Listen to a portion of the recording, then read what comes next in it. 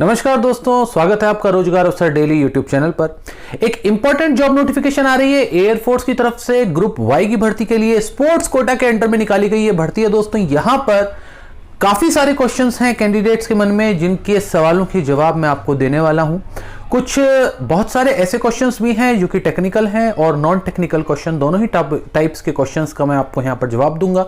यहां पर सबसे इंपॉर्टेंट बात जो जानना है वो ये है कि इसकी लास्ट डेट को लेकर के बहुत सारे क्वेश्चंस उठाए जा रहे हैं। पूछा जा रहा है कि इसकी लास्ट डेट कब है अप्लाई करने के लिए। तो दोस्तों, ऐसे सभी सवालों के जवाब मैं आपको इस वीडियो में देने वाला हूं, तो इस वीडियो में आप लास्ट तक जरूर बने रहें। तो सबसे पहले मैं शुरुआत करना चाहूंगा ऑर्गेनाइजेशन से। तो एयरफोर्स की तरफ से ग्रुप वाई की भर्ती के लिए नोटिफिकेशन जारी किया गया है। नोटिफिकेशन नंबर है 02/2021। Name of the post, airman की पोस्ट के लिए ग्रुप वाई के लिए ये भर्तियां की जा रही हैं। तो ग्रुप वाई इसमें जो पोस्ट का नाम है वो रहने वाला है। हालांकि इसमें कोई भी टेक्निकल काम नहीं होगा, स्पोर्ट्स से ही related throughout the tenure यहां पर आपको काम करना होगा। टोटल नंबर ऑफ वैकेंसीज को लेकर के एक बहुत बड़ा सवाल है कैंडिडेट्स के मन में। वो पूछ रहे हैं कि सर इसमें टोटल नंबर ऑफ वैकेंसीज कितनी है। तो ये मैं बता दूं आपको कि टोटल इसमें कोई भी वैकेंसीज डिस्क्लोज नहीं की गई है नोटिफिकेशन के अंदर। ये एक ओपन रिक्रूटमेंट है और नंबर ऑफ कैंडिडेट्स, जो भी एलिजिबल कैंडिडेट्स होंगे इसको अप्लाई करने के बाद उनको कॉल किया जाएगा आगे के फर्दर प्रोसेस के लिए। तो इसीलिए इनिशियली यहां पर कोई भी नंबर ऑफ वैकेंसीज यहां पर मेंशन नोटिफिकेशन के अंदर एटलीस्ट नहीं की गई है। हालांकि ट्रेड्स यहां पर जरूर मेंशन किए गए हैं, जो कि मैं आपको इस वीडियो में भी बताऊंगा। क्वालिफिकेशन, 12th पास कैंडिडेट्स इसमें अप्लाई कर सकते हैं। आपने किसी भी ब्रांच से 12th की है आप अप्लाई कर सकते हैं। कॉमर्स, साइंस, आर्ट्स वाले सभी अप्लाई कर सकते हैं। किसी भी परसेंटेज के साथ आपने 12th पास की है, इसमें आपको परेशान होने की जरूरत नहीं है, क्योंकि परसेंटेज का कोई भी क्राइटेरिया इस नोटिफिकेशन में एलिजिबिलिटी के कंडीशन में नहीं दिया गया है। अब बात कर लेते हैं दोस्तों स्पोर्ट्स, कौन कौन से स्पोर्ट्स के कैंडिडेट्स यहां पर एलिजिबल होंगे अप्लाई करने के लिए। सबसे पहले आता है athletics, basketball, boxing, cricket, diving, football, handball, hockey, kabaddi, squash, swimming, volleyball, water polo, weight lifting और रेसलिंग। ये वो स्पोर्ट्स इवेंट्स हैं जिसके कैंडिडेट्स यहां पर अप्लाई कर सकते हैं, एलिजिबल हैं। यहां पर इन स्पोर्ट्स इवेंट्स में ही केवल वैकेंसीज हैं। एज लिमिट की बात की जाए तो यहां पर एक पर्टिकुलर एज लिमिट मेंशन वैसे तो की गई है 17 से 21 साल, लेकिन यहां पर डेट ऑफ बर्थ भी अगर आपकी इन डेट्स के बीच में पड़ती है तो आप एलिजिबल हैं अप्लाई करने के लिए। डेट्स है दोस्तों 18 जुलाई 2000 से लेकर के 30 जून 2004 तक। अगर आपकी डेट ऑफ बर्थ इस डेट्स के बीच में पड़ती है और या फिर इन डेट्स में भी है तो भी आप एलिजिबल होंगे अप्लाई करने के लिए। लेकिन यहां पर एक बात का ध्यान रखना है कि कोई भी एज में रिलैक्सेशंस यहां पर नहीं दी जाएंगी किसी भी कैटेगरी के कैंडिडेट्स को। चूंकि ये स्पोर्ट्स कोटा की वैकेंसी है, इसीलिए केवल और केवल स्पोर्ट्स के कैंडिडेट्स ही इन वैकेंसी में अप्लाई कर सकते हैं और यहां पर किसी प्रकार की एज में कोई भी रिलैक्सेशन किसी भी कैटेगरी को नहीं मिलेगी।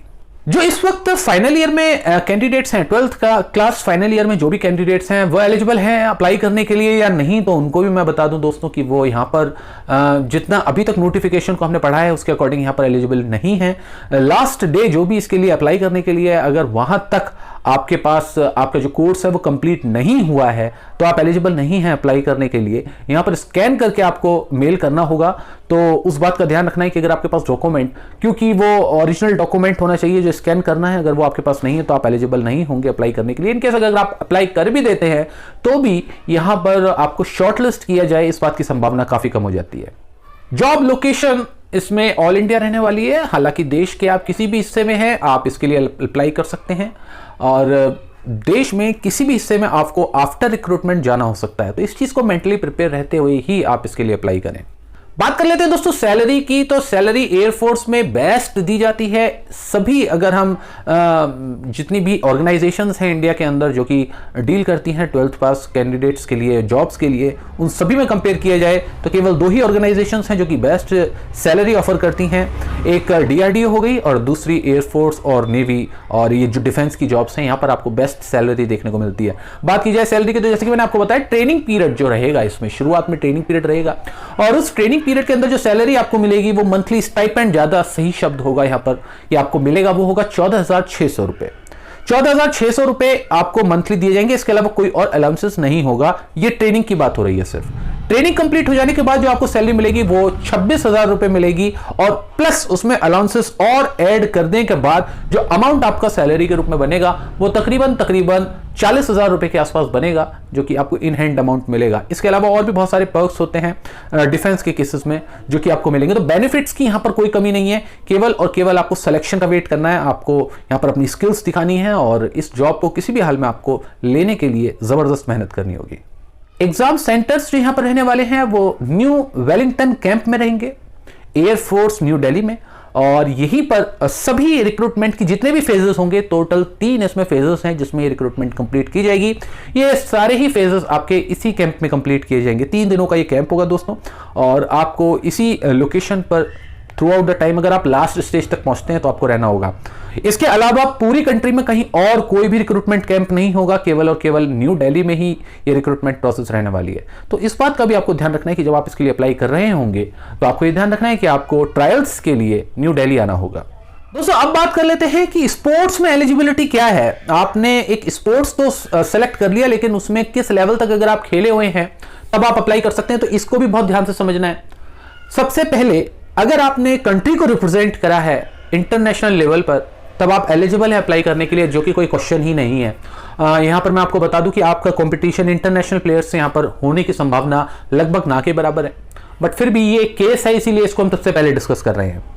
इसके बाद सेकंड नंबर पर अगर आपने 5th पोजीशन प्राप्त करी है जूनियर नेशनल लेवल पर, ये इंडिविजुअल इवेंट्स के बारे में बात हो रही है, फॉर एग्जांपल एथलेटिक्स या फिर बॉक्सिंग, इस टाइप के इवेंट्स की बात हो रही है। इंटरनेशनल लेवल पर करा है, आप एलिजिबल है अप्लाई करने के लिए। सिर्फ रिप्रेजेंट करा है, आप एलिजिबल है अप्लाई करने के लिए। उसके बाद जूनियर नेशनल चैंपियनशिप में अगर आपने एटलीस्ट 5th पोजीशन प्राप्त करी है, 5वीं पोजीशन प्राप्त करी है, तब भी आप एलिजिबल होंगे इसके लिए अप्लाई करने के लिए।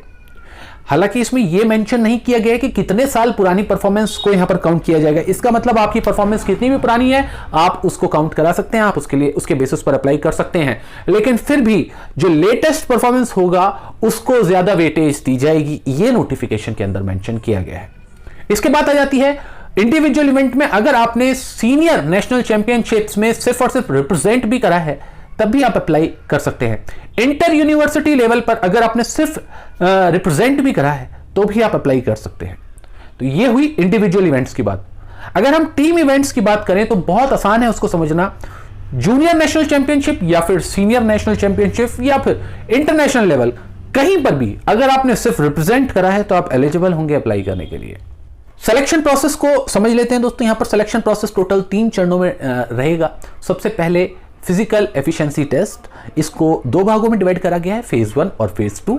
फेज 1 में बेसिकली सिर्फ रनिंग वगैरह रहेगी और फेज 2 में पुशअप्स, चिनअप्स ये सब रहेंगे। इसके बाद आ जाता है आपका इस स्पोर्ट्स के लिए, जिस भी स्पोर्ट के लिए आपने अप्लाई किया है उस स्पोर्ट्स की स्किल की यहाँ पर टेस्टिंग होगी, वो होगा फेज 2। और लास्ट में फेज 3 मेडिकल एग्जामिनेशन, जिसके बाद फाइनल रिक्रूटमेंट की जाएगी। जॉब नेचर की बात कर लेते हैं तो दोस्तों ये परमानेंट जॉब है। 20 साल के लिए इनिशियली ये रिक्रूटमेंट की जा रही है, जिसके बाद इसको एक्सटेंड किया जाएगा up to the age of 57 years, यानी कि 57 साल की एज तक आप बने रह सकते हैं अपनी जॉब पर। और 20 साल के लिए इनिशियली ये रिक्रूटमेंट की जाएगी। एक्सपीरियंस की बात करें तो कोई भी एक्सपीरियंस की यहां पर रिक्वायरमेंट नहीं रखी गई है। फ्रेशर कैंडिडेट बिल्कुल अप्लाई कर सकते हैं, कोई भी इसमें कोई समस्या नहीं है। लेकिन स्पोर्ट्स सर्टिफिकेट दोस्तों विशेष ध्यान रखना है आपको। स्पोर्ट्स सर्टिफिकेट आपके पास होना चाहिए, नेशनल या फिर इंटरनेशनल लेवल का, नेशनल लेवल में भी जूनियर या फिर सीनियर लेवल का, इंटर यूनिवर्सिटी लेवल का। इसके अलावा कोई और स्पोर्ट्स का सर्टिफिकेट नहीं चलेगा। हाँ, लेकिन यहां पर मैं क्रिकेट के बारे में आपको बता दूं कि अगर आप क्रिकेट के लिए अप्लाई कर रहे हैं तो बीसीसीआई द्वारा ऑर्गेनाइज की जाने वाली, केवल और केवल बीसीसीआई द्वारा ऑर्गेनाइज की जाने वाली स्पोर्ट्स की इवेंट्स ही केवल यहां पर काउंट की जाएंगी। यहां पर इंटर यूनिवर्सिटी में आपने या फिर नेशनल लेवल पर आपने रिप्रेजेंट करा है तो उसमें सफिशिएंट नहीं है, एलिजिबल नहीं होंगे अप्लाई करने के लिए। केवल और केवल बीसीसीआई के द्वारा अगर ऑर्गेनाइज किया गया है उस स्पोर्ट्स इवेंट को, केवल उसी के सर्टिफिकेट यहां पर मान्य होंगे। ये मैं केवल और केवल क्रिकेट की बात कर रहा हूं। अदर स्टेट्स के कैंडिडेट्स अप्लाई कर सकते हैं या नहीं कर सकते हैं, ये भी क्वेश्चन रहता है दोस्तों। मैं बता दूं आपको, देश के आप किसी भी हिस्से में हैं इसके लिए अप्लाई कर सकते हैं और अपनी इसमें आपको बिल्कुल भी परेशान होने की जरूरत नहीं है। दिल्ली से बाहर, महाराष्ट्र, केरल, नागालैंड, मणिपुर, मिजोरम, कहीं से भी आप अप्लाई कर सकते हैं, इसके लिए कोई इसमें इश्यू नहीं रहेगा। एप्लीकेशन फीस यहां पर कुछ भी नहीं रखी गई है, सभी के लिए आवेदन इस पूरी रिक्रूटमेंट के लिए निःशुल्क है और सभी इसके लिए अप्लाई कर सकते हैं without any cost. Application mode बहुत ध्यान से समझिए दोस्तों, इसको लिए अप्लाई कैसे करना है। आपको ईमेल आईडी एक नोटिफिकेशन में दी गई है, उस ईमेल आईडी पर आपको अपनी एप्लीकेशन को सबमिट करना है। एप्लीकेशन फॉर्म सबसे पहले आपको कैसे अप्लाई करना है, उसकी बहुत सारी स्टेजेस हैं, उसको समझ लीजिए। सबसे पहले आपको ये नोटिफिकेशन, टोटल 11 पन्नों की नोटिफिकेशन है, आपको ये नोटिफिकेशन डाउनलोड करनी है। डाउनलोड करने का लिंक हमने डिस्क्रिप्शन बॉक्स में सबसे ऊपर दिया हुआ है। वहां पर जाकर के जब आप एप्लीकेशन फॉर्म को डाउनलोड कर लेते हैं तो उसमें आपको पूरी टर्म्स एंड कंडीशंस और किस टाइप से उसको भरना है, इस तरह की बहुत सारी डिटेल्स यहां पर दी होंगी। स्पोर्ट्स कौन कौन से इवेंट्स के कैंडिडेट्स अप्लाई कर सकते हैं। लेकिन सबसे लास्ट में आप देखेंगे तो application form, blank application form आपको मिल जाएगा। आपको ब्लैंक एप्लीकेशन फॉर्म बहुत ध्यान से भरना है। अपने नाम के आगे मिस्टर या मिस नहीं लगाना है। 10th के डॉक्यूमेंट के आधार पर बिल्कुल एग्जैक्टली वैसे ही आपको नेम, उसके बाद एक ब्लॉक खाली छोड़ना है, उसके बाद सरनेम, उसके बाद फिर एक ब्लॉक खाली छोड़ना है और उसके बाद लास्ट नेम जो भी आपका है। फॉर एग्जांपल अनुज कुमार शर्मा, अनुज लिखेंगे कैपिटल लेटर में, एक ब्लॉक खाली छोड़ेंगे, उसके बाद कुमार लिखेंगे, उसके बाद एक ब्लॉक खाली छोड़ेंगे और उसके बाद शर्मा लिखेंगे। पूरे एप्लीकेशन फॉर्म को कैपिटल लेटर में आपको भरना है। इसके अलावा फोटोग्राफ का भी बहुत ध्यान रखना है। फोटोग्राफ भी आपको अपना जो इसमें आप पासपोर्ट साइज फोटो अपना बनवाएंगे, वहां पर एक ब्लैक कलर की प्लेट लेकर के उस पर चौक से आपको अपना फुल नाम, डेट ऑफ बर्थ और जिस तारीख में आप वो फोटो खिंचा रहे हैं वो तारीख आपको मेंशन करके रखनी है उस बोर्ड पर, और उस बोर्ड को अपने चेस्ट से थोड़ा सा नीचे रखेंगे यहां पर, और उसके बाद आप अपनी फोटो, पासपोर्ट साइज फोटो खिंचा लेंगे। तो ये एप्लीकेशन फॉर्म हो गया, आपने फोटो भी लगा दी, आपने सारी डिटेल्स भी उसमें के अंदर भर दी। लेफ्ट थंब इंप्रेशन लगाना है वो भी आपने लगा दिया। उसके बाद जो सर्टिफिकेट्स हैं वो आपको सर्टिफिकेट्स लगाने हैं, एजुकेशनल क्वालिफिकेशन के सभी डॉक्यूमेंट्स लगाने हैं। इन सबको आपको स्कैन करके रखना है। स्कैन करने के बाद आपको ये सारी स्कैन फाइल को मर्ज करना है और एक पीडीएफ फाइल बनानी है, सिंगल पीडीएफ फाइल। और वो सिंगल पीडीएफ फाइल ही केवल और केवल आपको एक बार की मेल में भेजनी है। तो इसीलिए आपके पास केवल एक ही मौका होगा। आप अगर बार बार अप्लाई करेंगे, किसी गलती हो गई, मान लीजिए आपसे कोई, आप दोबारा से स्कैन करके और दोबारा से भेज रहे हैं, तो आपकी कैंडिडेचर को कैंसिल किया जा सकता है, आपके आवेदन को कैंसिल किया जा सकता है। इसीलिए बहुत ध्यान से समय लीजिए आप इसके लिए अप्लाई करने के लिए। लेकिन जो भी आप फर्स्ट टाइम में इसके लिए अप्लाई करेंगे वो बहुत ध्यान से करें और पूरी तरह से समझने के बाद एक ही बारी में, एक ही अटेम्प्ट में आपको सही तरीके से अप्लाई करना है। तो उसके लिए ही मैं आपको बता रहा हूं, सिंगल पीडीएफ आपको बनवानी है और उस सिंगल पीडीएफ फाइल को ही केवल और केवल आपको भेजना है। अलग अलग पीडीएफ फाइल नहीं भेजनी, एक से ज्यादा बार आपको मेल नहीं करना। एक से ज्यादा पदों के लिए आवेदन कर सकते हैं या नहीं कर सकते हैं, वो यहां पर कोई क्वेश्चन ही नहीं बनता है दोस्तों, क्योंकि यहां पर केवल एक ही टाइप की वैकेंसी है और स्पोर्ट्स कोटा की वैकेंसी है। तो इसमें एक से ज्यादा इवेंट में आप आवेदन कर ही नहीं पाएंगे। फिर भी अगर स्टिल आपका कोई ऐसा केस है तो दोस्तों मैं आपको बता दूं कि आप केवल और केवल उसी स्पोर्ट्स में अप्लाई करें जिसमें आपके पास हायर लेवल का सर्टिफिकेट है। अब बात आती है कि इसके लिए अप्लाई करने की लास्ट डेट, यानी कि वो लास्ट डेट कौन सी होगी जिसमें आप मेल कर सकते हैं। तो देखिए दोस्तों, यहां पर एक बात का आपको ध्यान रखना है कि एम्प्लॉयमेंट न्यूज़पेपर अभी आना है 20 मार्च 2021 को। 20 मार्च 2021 के एम्प्लॉयमेंट न्यूज में ऑफिशियली ये नोटिफिकेशन उसमें भी मेंशन होगी।